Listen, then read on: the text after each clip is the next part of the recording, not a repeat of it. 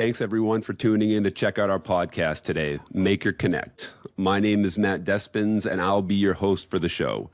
With me today, we have Scott Leese. Let me repeat that. Scott Leese. Scott is currently CEO of, well, everything.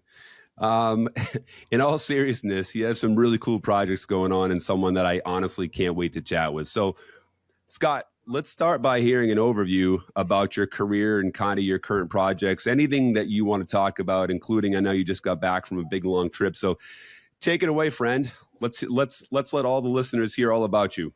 Yeah, thanks for having me here. You know, I was a late bloomer. I got started late in my sales career. I didn't start until I was 27. Wow. Kind of a well documented at this point in time, but for anybody who doesn't know, I spent the early part of my 20s in the hospital for 4 years.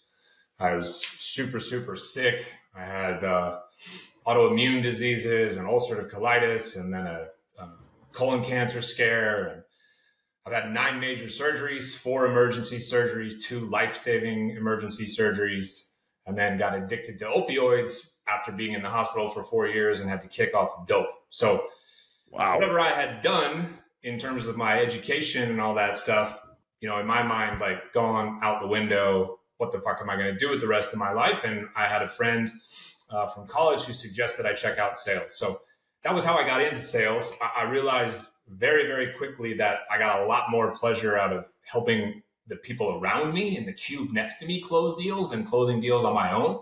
So I sort of decided, like, I got to get off this cold call thing and, like, let me just teach other people how to cold call. So what's that role called? Oh, sales manager. So I moved into a sales management role, and I just kind of kept, you know, going up. And I was a VP of sales 6 times. I would consider 5 of them to be really pretty good successes, a couple really, really nice successes, and one kind of blip on the resume, if you will.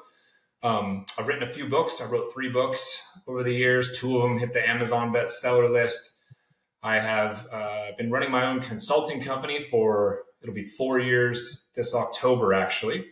In 2017, I started the micro conference revolution, if you want to call it that, a little conference called Surf and Sales. I take about 20 people down to Costa Rica 3 times a year and do sales, leadership, entrepreneurship, all sorts of coaching and content and stuff like this, mixed in with a nice vacation where we teach people how to surf. We have fun, we have drinks, we have good food, and have a good time. And that spun out Surf and Sales podcast, which is now owned by HubSpot. So, wow. Then let's see. When COVID hit, I kind of realized there was like a hole in everybody's, you know, calendar where people after work didn't have anything to do. So I created this little event called Thursday Night Sales, which before I knew what happened became the world's largest virtual happy hour. We had about 50,000 people come to our happy hours over the course of 3 years. I originally started it with Justin Welsh, who a lot of people probably know. And then Amy Volos joined us, and there was 3 of us for a hot minute. Then it was just Amy and I for probably 2.5 years. And then shut that down recently, started another revenue community called GTM United, where I'm kind of championing a go-to-network approach and talking a lot lately about the demise of traditional go-to-market and outbound calls and emails, and talking a lot more about nearbound and referrals and co-selling and that kind of thing. I'm almost out of breath. I've done some angel investing. I'm a LP in, you know, a couple funds. I do private coaching and training. I don't know. It already sounds obnoxious, so I'm going to stop there. I need oxygen. You need oxygen? So I want to repeat a couple things so everybody make sure they all heard all that clearly. Let's go back. Scott, you said until you started your sales career at 27 after being addicted to opioids. Is that right? Yeah. You know, I was addicted to opioids because I was hospitalized for 4 years. Yep. And, you know, that's part of the treatment, right? So I don't want to make it sound like, you know, I was a junkie in the street and like completely turned my life around. I wouldn't phrase it as that. I would categorize it as mostly like a physical addiction, a little bit of mental.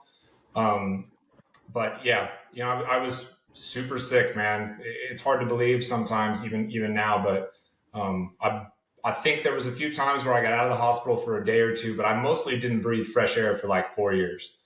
And then after my surgeries, I had to kick off the dope, and then I had to start like kind of repairing my body, and then I realized like, oh shit, I'm like an adult now, and I got to get a job, right? So I was 27. So a lot of times I tell people that I talk to, I'm like, Matt, how old are you?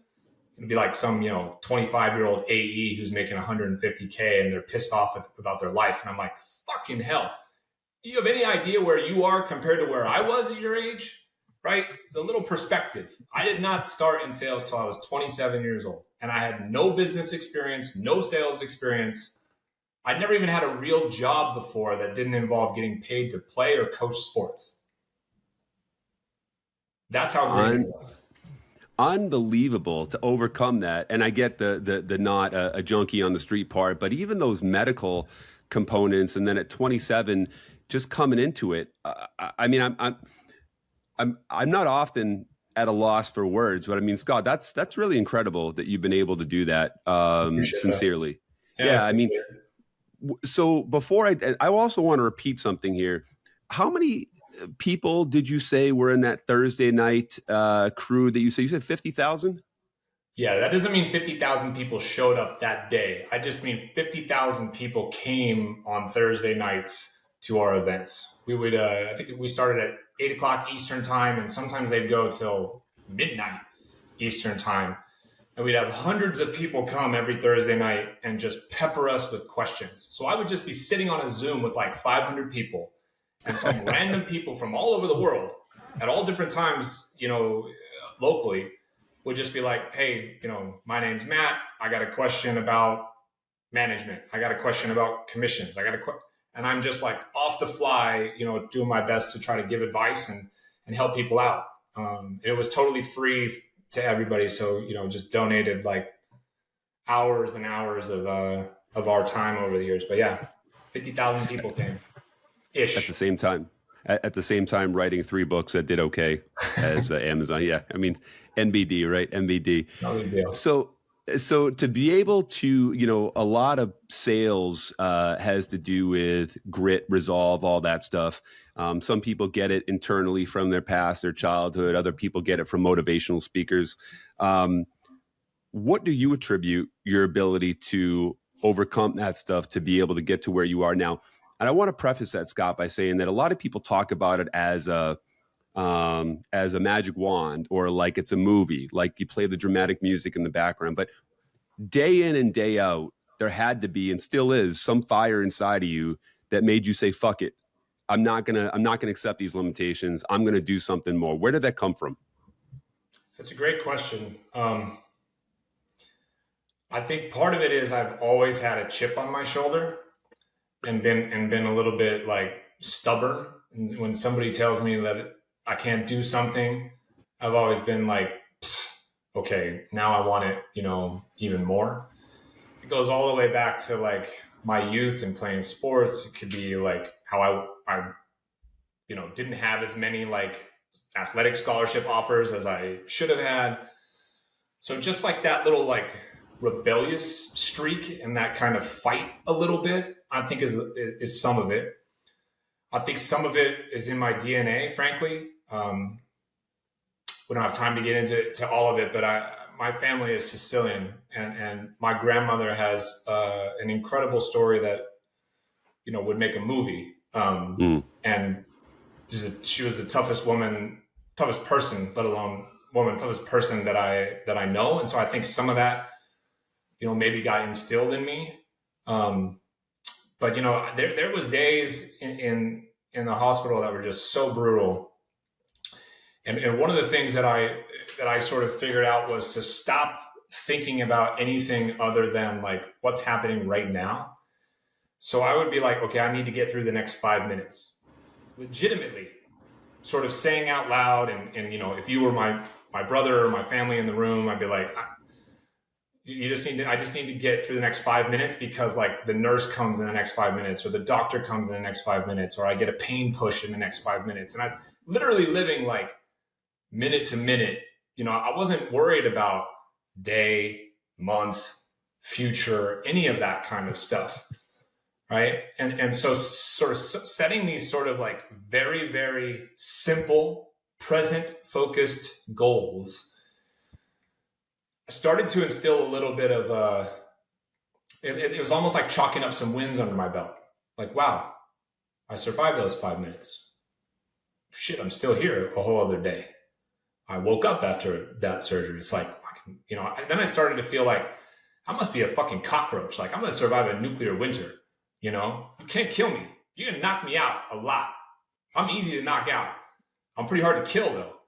And just kind of started to like create this fire a little bit. And when you have been deprived like the opportunities that other people have had, fresh air even, you start to realize like, when I get out of here, I'm not gonna mess this up. I'm gonna make the most out of every opportunity that comes my way. You have this massive perspective shift, right? And it's like a deep appreciation for every opportunity and not wanting to squander it. So I started to think like that, and as I slowly started to get a little bit better, that was my attitude. It was like, dude, whatever I do, like whoever gives me my first opportunity, like watch out, I got to play catch up. I had friends that were ahead of me kind of in life. And I'm like, man, no fucking way Steve should be doing better than me right now. Right. And I started playing those games with myself. I was a competitive athlete. I played up to 4 sports in high school. I played 2 sports on scholarship in college, had a full ride. And so some of that tenacity and fight is there as well. So that's a long-winded answer, but those are some of the things that maybe played a part in it, I can hear it. And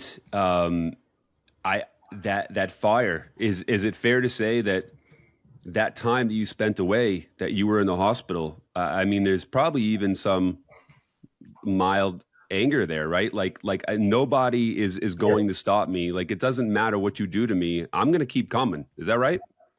Yeah, 100%.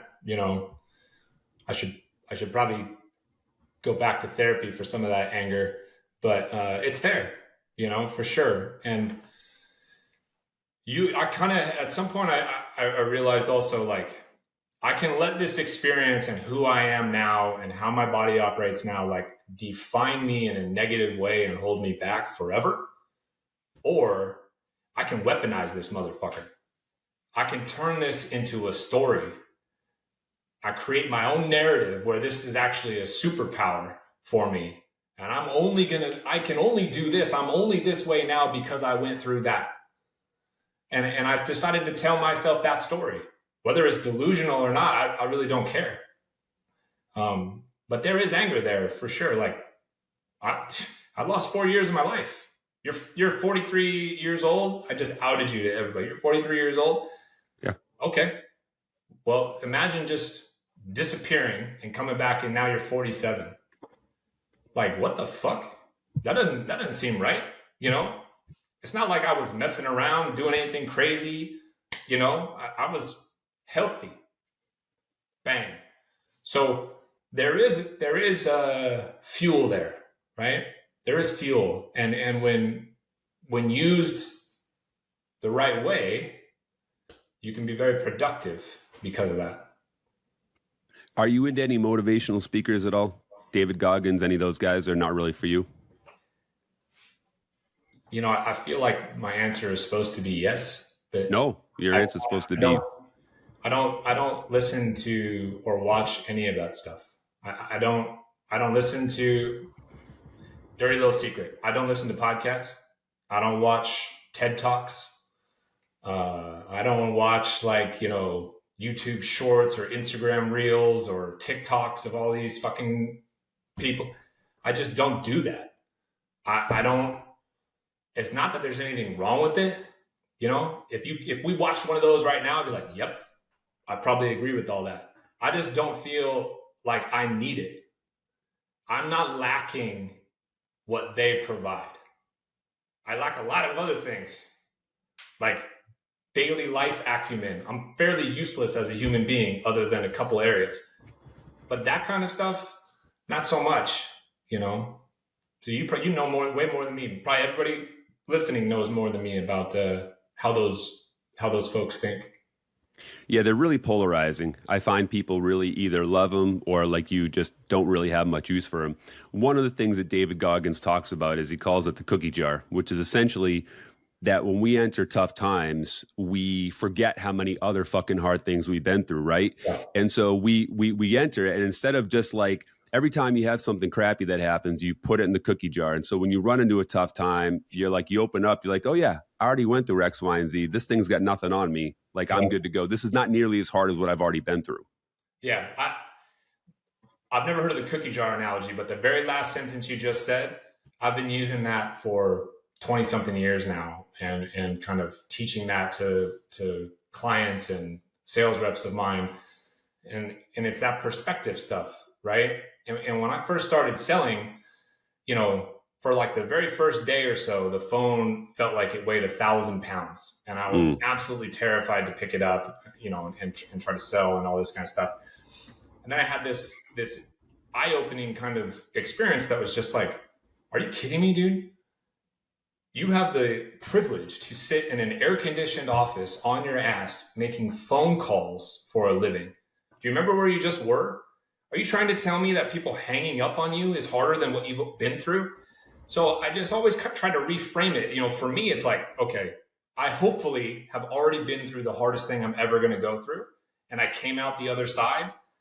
So even if I'm going through some kind of hell or some hardship, at the end of the day, I'm able to maintain like a long-term optimistic view. Like, this is going to be fine, right? And so I tell people who are struggling in sales or their business, who are in a slump, it's like, I don't know you, Matt, but I promise you, you have gone through something like extremely difficult and challenging in your life that I, to myself, would think, oh, I could never go through that. I don't know how you did. But you did it, and you're still here. You're still healthy. You still have, you know, friends, family, loved ones, all that kind of stuff. You got a roof over your head. Like, are you really stressed out about losing your job? And I remember being a VP of sales and CEO trying to motivate me and be like, you know, you got to do better or you're going to lose your job. And I literally said, so? I'm like, you don't think I'll be able to get another VP of sales job? What are we talking about here? I'm pretty good at what I do, dude. Right? Whether you think I am or not, it doesn't matter. I've taken us from here to here. What are you going to do? Fire me? Oh, well, I'll find another job. Right? And that's extremely liberating and empowering. When you can fall back on that, like, is this the hardest thing I'm ever going to go through? No? All right. I really don't need to worry about it too much then. I don't need to stress too much about it. The other thing that you're talking about too, though, is that you can't always control if somebody else knocks you down, right? You can't control somebody taking a swing at you. What you can control is how many fucking times you get back up, right? So I can't promise you that nobody's going to knock me down, but I can promise you that I'm going to get back up every single time they do. That's a choice. Would you agree with that? I do agree with that. I also agree. I also feel like how we respond to those people who take shots at us is really important as well. You know, some people get really like bruised by it and kind of go inward and it like hurts their spirit. Some people turn the other cheek and have the ability to block it out and ignore it. I candidly am not one of those people. I really struggle with that. So you take a shot at me, even if you knock me down, I'm a bad fucking enemy to make. You know, my family is Sicilian. We got a long memory. All right. Long memory. So you now just became motivation for me. I'll tell you a story and an example of how fucking petty I am. Please do. One of my early VPs of sales, I was, I think, a senior sales manager at the time. Still the first company that I was ever at. It was like year 2.5 I'd been there or something like that. I'd gone from hospital to rep to manager to senior sales manager in like a 1.5 years. I think I was managing like, I don't know, 30 people or something like that. And this guy was super old school, textbook, by the book, all this kind of thing. He hated how I managed, how I led. You know, I had good relationships with my people. goofed around with them. I had like different kind of tactics and stuff. And he hated that I didn't know like spin selling and Sandler sales and all this kind of stuff. Hated it. He said to me one time, Scott, you're going to have to grow up at some point in time because Scotty's little sales club is never going to make it. During the pandemic, I created a micro community of sales leaders, VPs of sales and whatnot. You know what I called it? Scotty's Little Sales Club. Boom. Now that's, 15 years later, I still remember that comment. I still use it as motivation. That's the level of petty that I am. So you talk about getting knocked down and like how you think about it, how you respond to it, what do you do with that? I'm going to get back up and I'm going to remember, and I'm now here to prove you wrong. And that works for me. That doesn't work for everybody. I get that, and oftentimes I wish I was a little more zen or stoic about it and could just turn the other cheek. But no, you don't.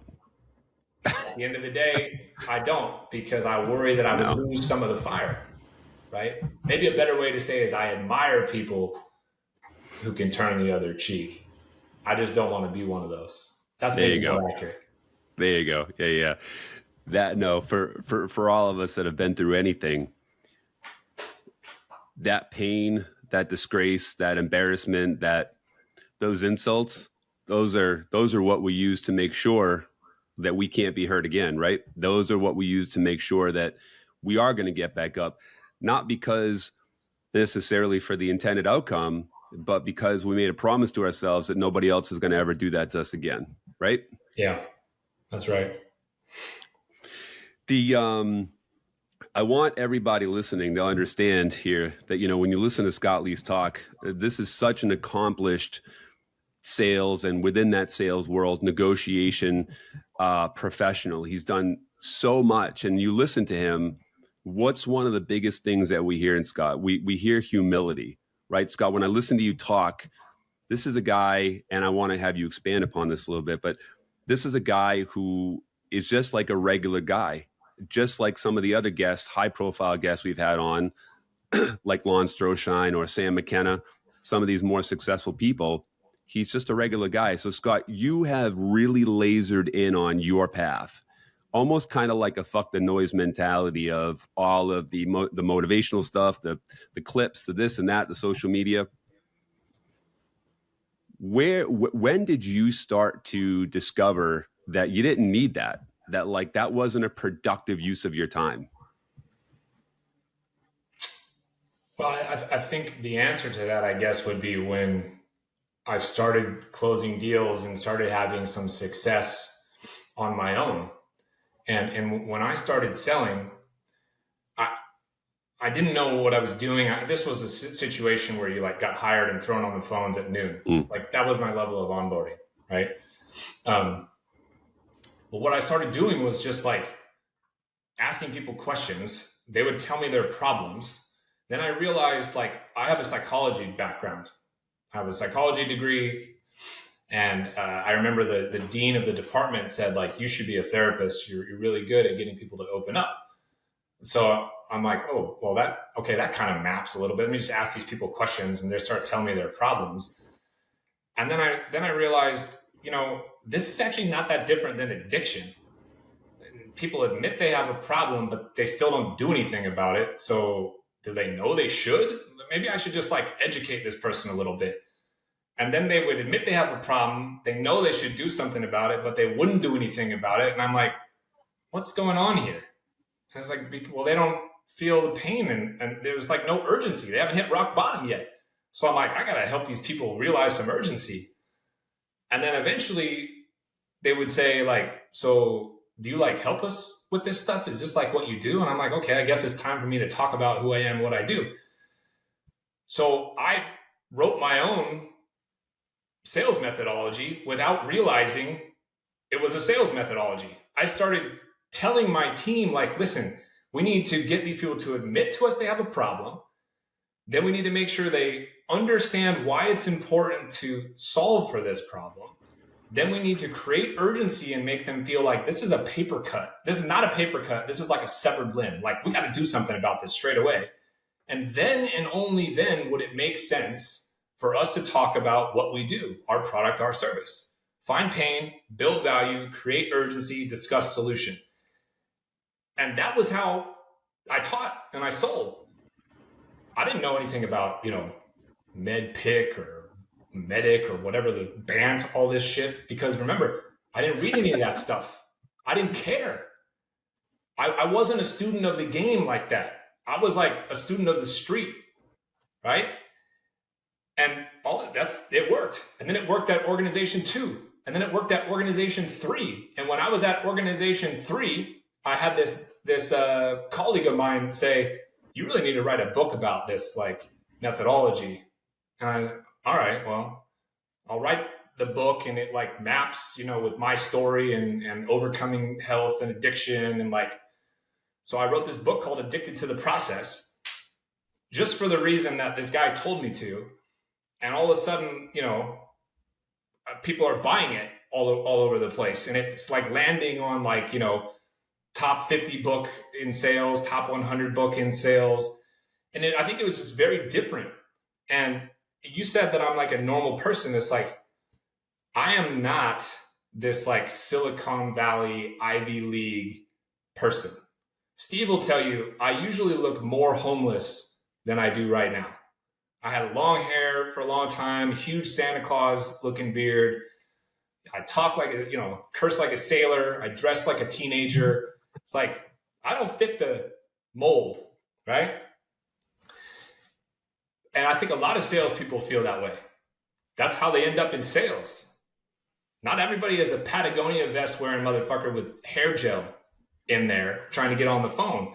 And so a lot of people, I think, resonated with like my book and my methodology because I was talking about something real that they could relate to.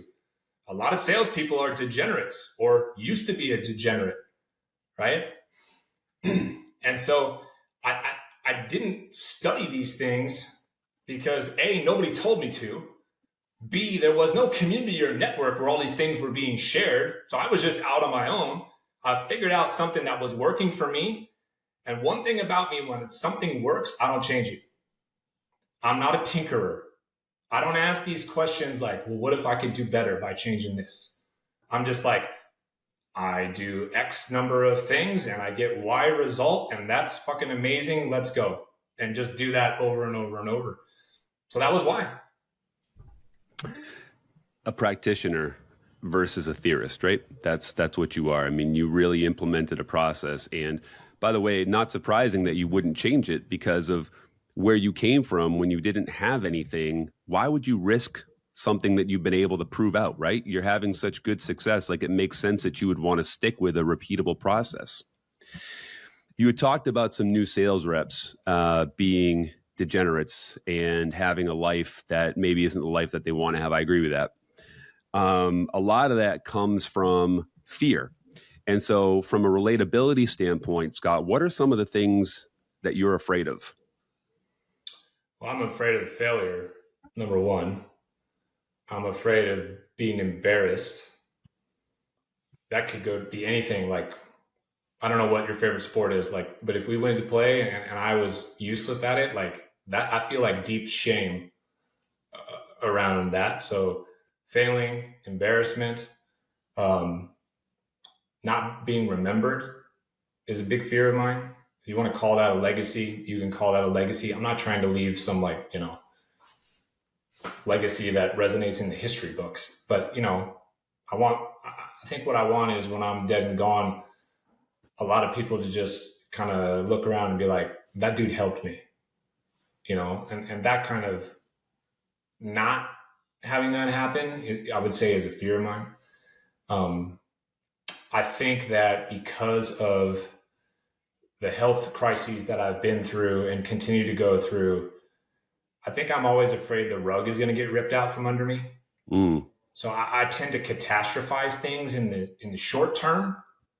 And it takes me to hit that place where I'm like, hold on, this is not as bad as what I've already been through, before I can bounce back. But it causes me a decent amount of stress, like in the near term. So I think I'm always afraid that everything that I've created or built is just going to completely go away. You know, I was texting Steve earlier today actually, and he was like, "How's business?" And I'm like, I'm fucking 2 days away from unemployment or whatever. Like that would be something that I would say in a exaggerated, manner. But I feel that like I'm afraid of that. Everything kind of going away. Um, I'm a single dad, I have 2 boys. I worry about them every single day. Just from a parental standpoint, they're teenagers. I know what I was like as a teenager. That's a little scary. Um, yeah, none of that is unique.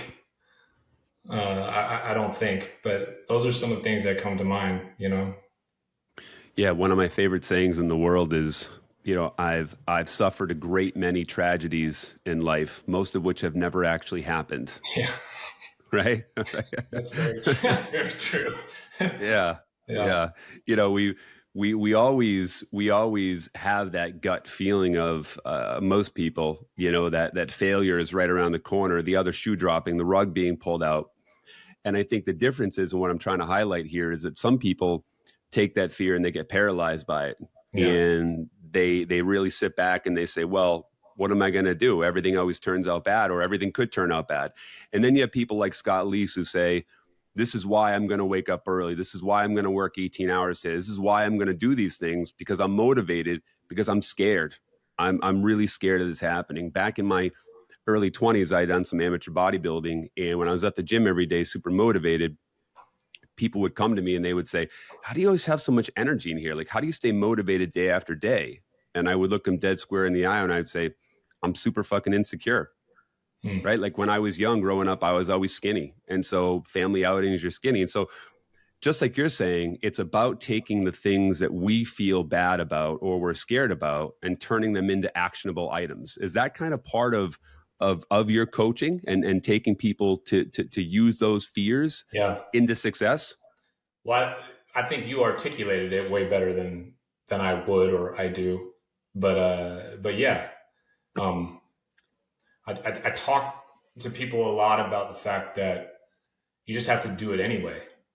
You know, I'm scared about X, Y, Z, but I got to do it anyway. I don't want to do this, that, and the other, but I do it anyway.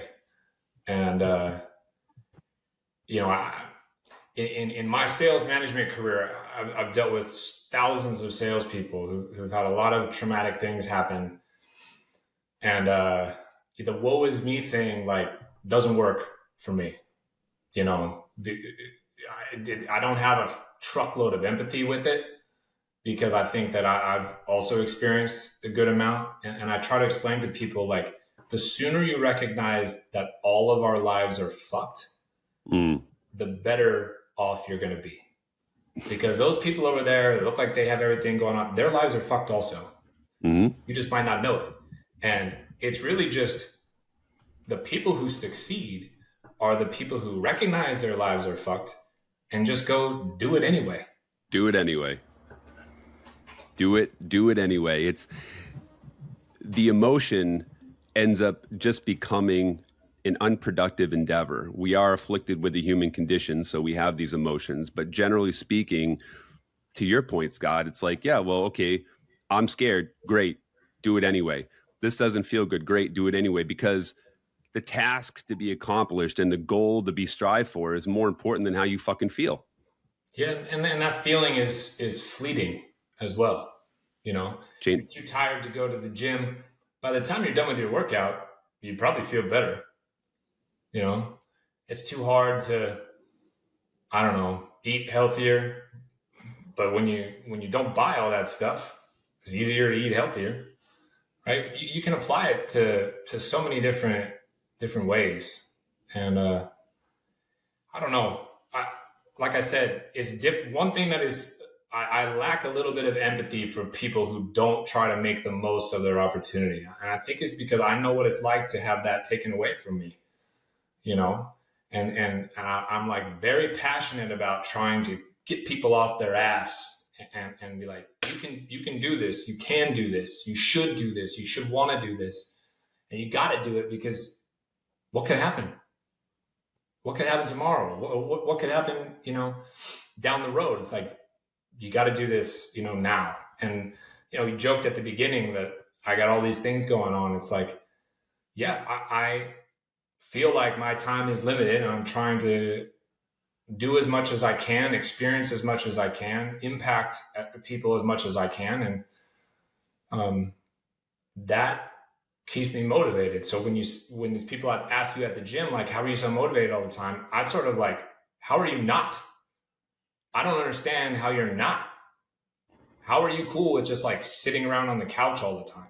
I don't get it. I'm just not built that. I'm not built that way. Yeah, the thing that I imagine is like, wow, those people must have knowledge that they're going to live to be a lot longer than me. Maybe they have some special insight. Because as far as I know, I have a very limited. I mean, cool, man. If like you got knowledge, you're going to get to 400 or 500 years. Good to go, bro. Like waste a year Yeah. hanging out on the couch. But like as far as I know, we got like 60 to 100 years and a bunch of variables between. So you don't have any time. Like this is just math. Yeah, it right? is. I'm 40. I just turned 46 years old the other day when I was in Europe. I think the average life expectancy for an American male is like 76, 78, something like that now. Yeah. Maybe that's even high. Whatever it is, I got like 30 summers left. That's fucking terrifying. 30 summers left. I better make the most of them, especially while I'm relatively healthy and can still do certain things and have the energy for certain things, right? That scarcity is motivation right there. And so to your point, it's not even an issue of you should get off your ass. You could get off your ass. It'd be more productive if you get off. The answer is you have to get off your ass. Yeah, you have to. Right? Yeah. You have to. And, another thing that I've heard before that I really love is they talk about, everybody's going to suffer one way or another. You can suffer by making sacrifices, eating healthier, getting to the gym and having results, or you can suffer with doing nothing and then the consequences of that, financial distress, health, or whatever. So the question is, do you want to suffer with positive results or suffer with negative results? Which choice are you going to make? I love that. Would you rather suffer with positive results or negative results? That's good. Because you're going to suffer either way. Yes. Suffering is going to come in one form or another. One of them attaches itself to something positive and results. The other something negative. There's no drama involved. It's just a decision that you're making. I love that. I gotta try to steal that. I charge $5 per use. Well, what I'll do is I'll just copy, paste it, and post it and claim it as my own, like everybody else does. Like everybody else, right? Yeah. I can't even tell you how many times I saw my post show up the other day in straight Italian. Wow.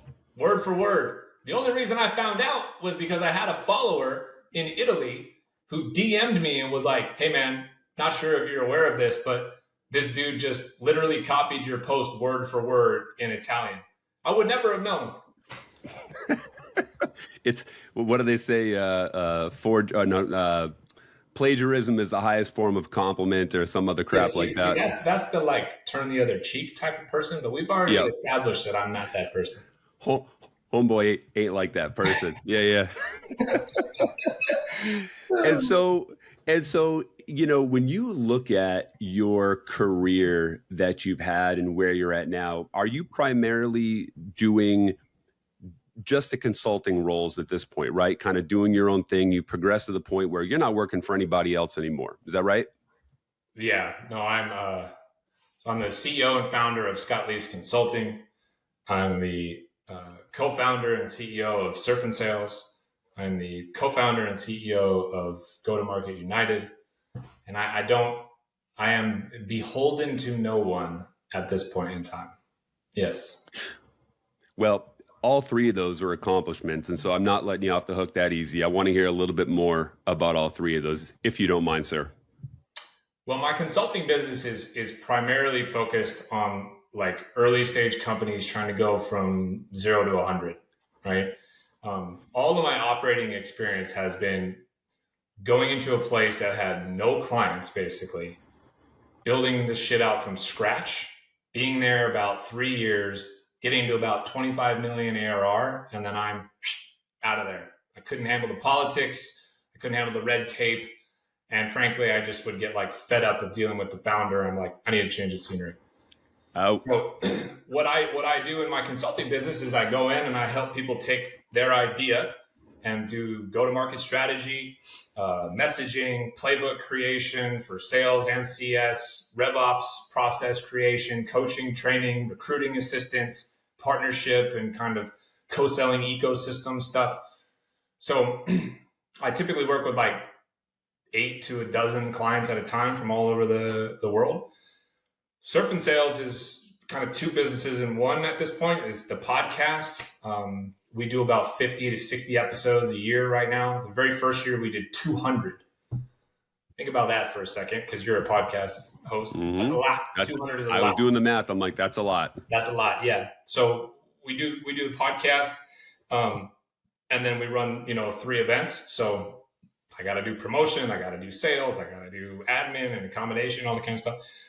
So Surf and Sales is, like I said, a micro conference down in Costa Rica. It's kind of part vacation, part learning opportunity.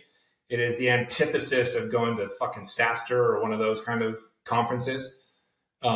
It's about creating meaningful relationships and an impactful experience off your normal grid, right? But you still learn, but it's not like super intensive.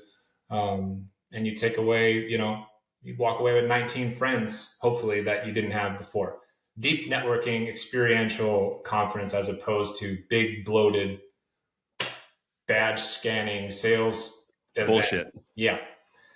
Go-to-Market United is a community for anybody in a go-to-market role: sales, CS, marketing, product, founders. It's got the normal, sales channels and jobs channels and support and all this kind of stuff.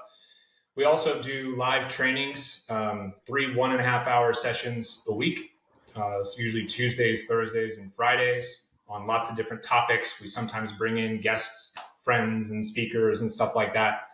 And then inside of Go-to-Market United, I have turned this revenue community into a referral machine. So I am the only sales and revenue community in existence that has baked in income earning opportunities and the side hustle into the whole group. So I work right now with about 15 different design partners who send me, a list of accounts and contacts that they're trying to open up. And then I put that list in front of the community, and we as a community raise our hand and say, hey, we know these people, we can make an intro. And then we get paid by these design partners upon the deal closing. That product, if you will, has only been live for about 5 weeks. And in that time, we've opened $6.7 million worth of pipeline for our design partners. Now, none of those deals have closed yet because sales cycles are fucking like turning a Titanic in a hall of your house at this point in time. It's so slow, but they will. And once they do start closing, I believe there's a truckload of potential, because it's my belief that this near-bound kind of network-led growth is the type of sale that is going to work in the future, not cold calling strangers, because we don't use the phone anymore. And if you don't believe me, if you have kids, go check your kid's phone and see when the last time they made a phone call was, because they don't have a phone, they have a device. And those people, if you have kids who are teenagers, that's the C-suite of tomorrow. 10 years from now, that's the C-suite of tomorrow, right? They don't use the phone anymore. So I'm looking into the future saying, well, how is this going to work? And so that's what that GTM United community is, and kind of some of what we're doing there. So those are the 3 things that are my divided full-time focus. Yeah. And not only are they not even making calls, but they're now mistaking, I think a lot of people are mistaking text messaging and email for conversation. I talked to that person. Did you talk to them? Were there words? No, we text message. That's not talking, right? And, and so dating ourselves a little bit here, but the point is that yes, that's clearly the direction that we're headed. And anybody who thinks otherwise is just really not paying attention. So final thing before we wrap up here, Scott, is I am interested to hear your response on this because of your unique personality combination, but AI. AI as it I saw that facial expression. AI as it relates to sales. Anything that you want to say about it, whether useful, bullshit, don't know, have no clue, hate you for asking me that question. Yeah. What do you feel about that? Well, I do hate you for asking the question, so let's just get Thank you. Yep. that out there. Just hate me in general. The best use case to me is just research related. Absolutely incredible. I mean, I could go into ChatGPT and everything and be like, tell me everything about the maker group I need to know in order to reach out to them. And bang. From a research standpoint, I love that. AI in terms of like coaching and some of those things like conversational intelligence, tools like Gong and things like that, or even from an email writing perspective, a tool like a Lavender. I understand those use cases, and I think that those are helpful. I'm hyper concerned about the laziness that we're going to create. I also am one of those conspiracy theorists that says we as human beings are in big, big trouble because I don't know what our use is going to be down the road. And people are like, oh, give me a break. Like, human beings have to exist because they understand feelings and sentiment. I'm like, well, yeah, machines don't know that now, but you're trying to fucking tell me that they won't learn that? Give me a break. So I can get like very sci-fi level scared and think that Skynet is absolutely approaching if I have smoked enough weed. Well, I'm being dead serious. So I don't love it at all. I really don't. And I think it's going to dramatically change the landscape, certainly of selling, but of business in general, and just how we exist in the world. I'm not sure it's a conspiracy theory at this point. I mean, I think that maybe it's not the majority, but I think there's a lot of people who believe it's math. How could it not happen, right? At the rate that it's going, I don't see a probability of. I don't see the argument of how it couldn't happen. Yeah, sure, it's not next week, not next year. Yeah, down the road. See, now I'm down the rabbit hole. I'm starting to. Did you see that right there? That was like, yeah. I was that combined with the 30 summers. I'm like, this guy can get off this call. He's fucked up. He's gonna be. Oh yeah. Do I have any more meetings after this? I don't know if I'm gonna be able to focus. All right. Well, listen, we're gonna wrap up here. Scott, anything else that you want to add before we go? No, I really appreciate you having me on the show and asking me a bunch of thoughtful, insightful questions, and hopefully I gave some people some things to think about. So yeah, I think you did. It was a pleasure, truly. So thank you, sir. You're welcome.